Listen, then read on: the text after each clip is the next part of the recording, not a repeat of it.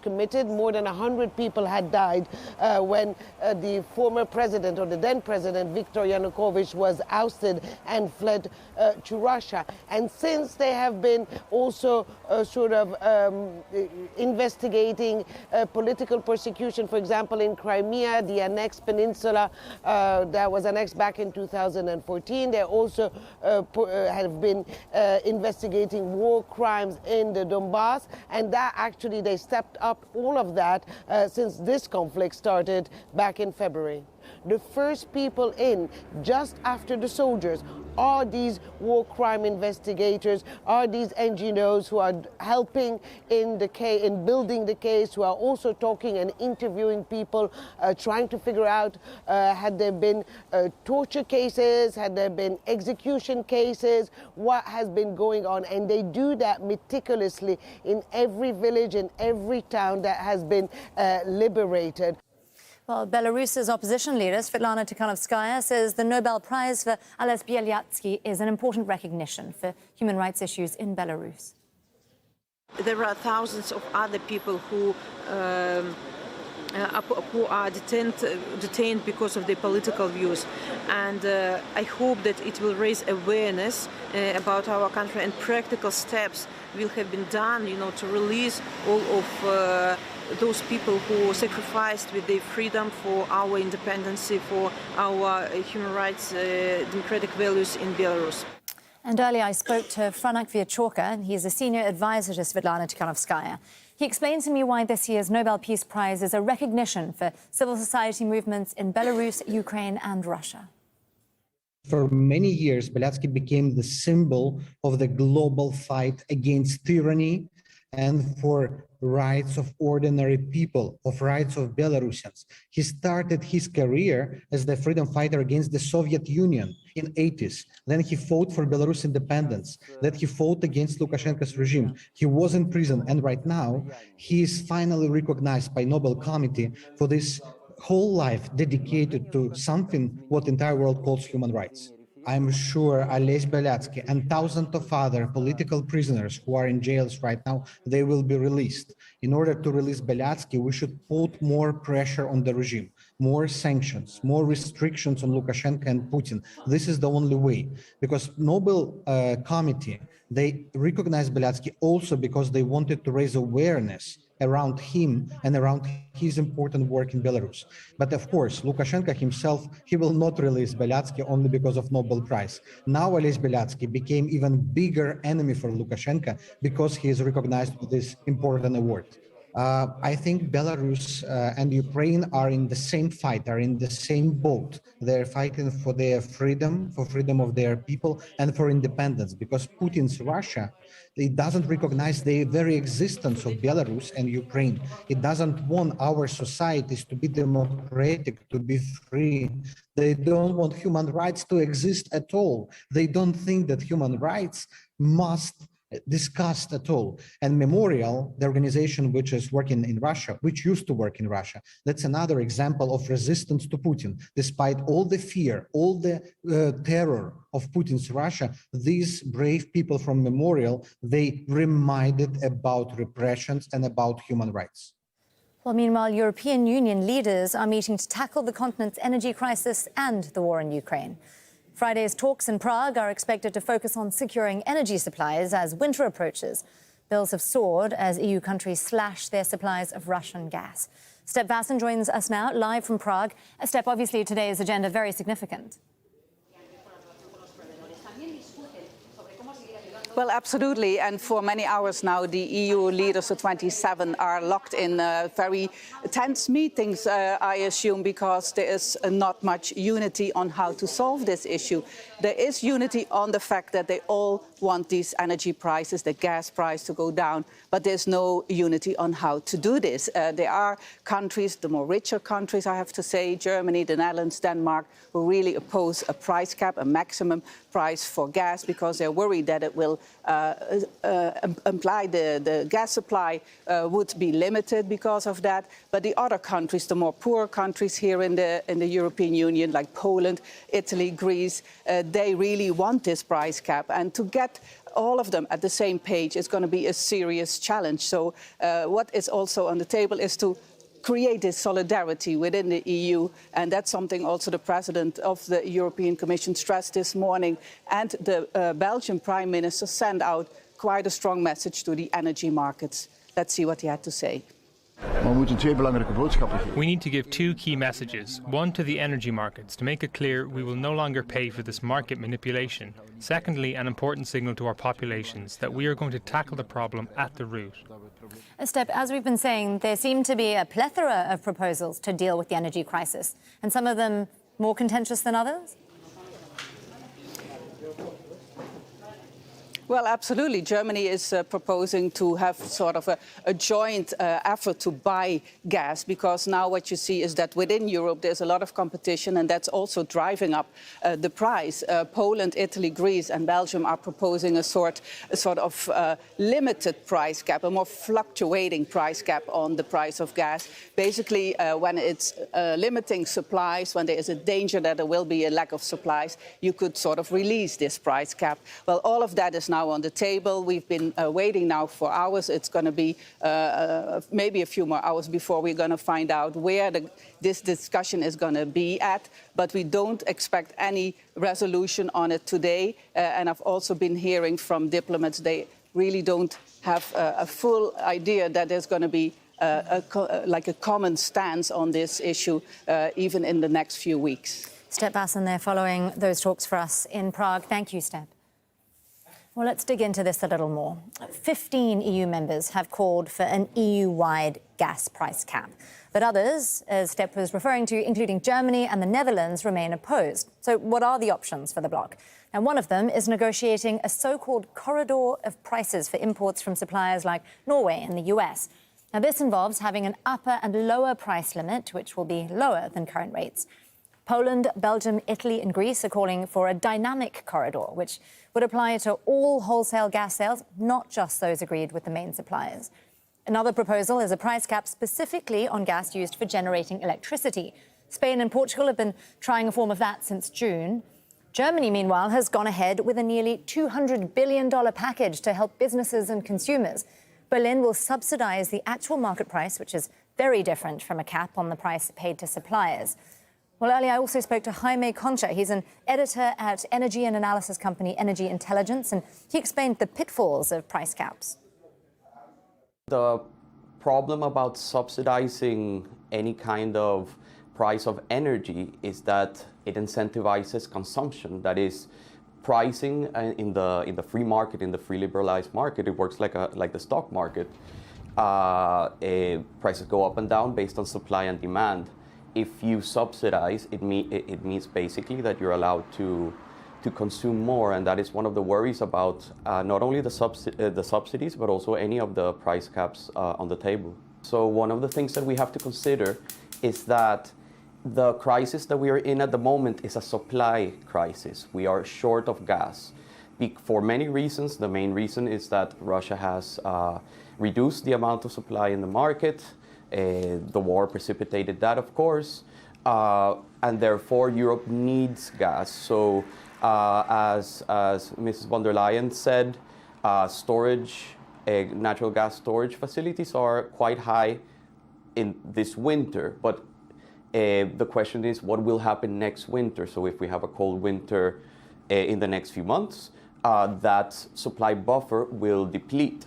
That means that Europe needs to buy more gas in the summer in preparation for next winter.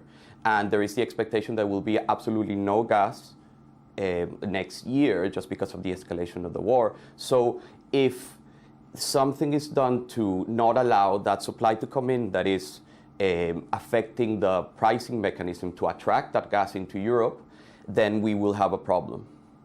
Well, there's still plenty more ahead this news hour, including why some migrants living in South Africa are taking the government to court. Pakistan takes stock of the damage and lives lost in record flooding and asks what happens next. And later in sport, Manchester United bounce back following a nightmare loss against their crosstown rivals.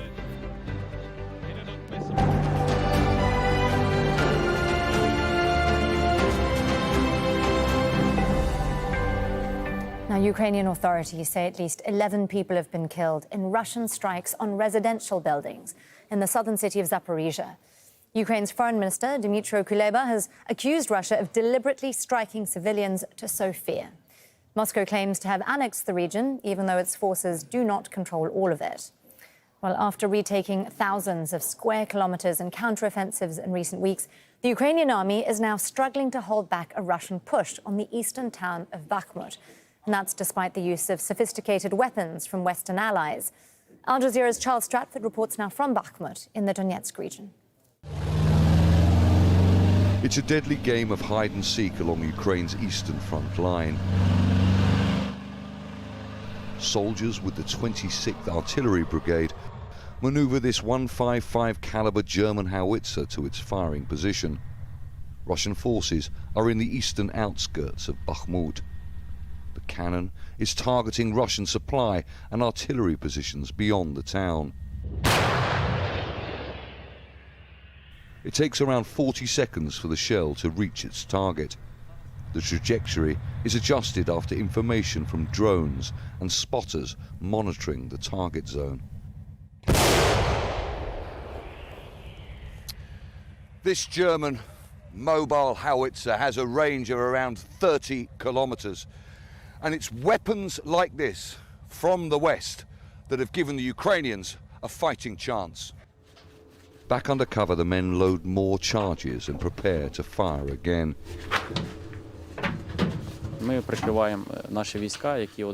We are covering our troops who are defending Bakhmut because it is a key point. Our task is the destruction of places where there is a concentration of manpower and batteries of firing positions. We walk out through fields crisscrossed with mud churned by Ukrainian artillery. Tanks pass us on the road into town. Smoke rises seconds after what we are told was a Ukrainian anti-missile system intercepting a Russian rocket. Lines of Ukrainian foot soldiers head to positions nearby. Normal. In Bakhmut, explosions echo through the near-empty streets. Suddenly, the scream of a jet fighter overhead.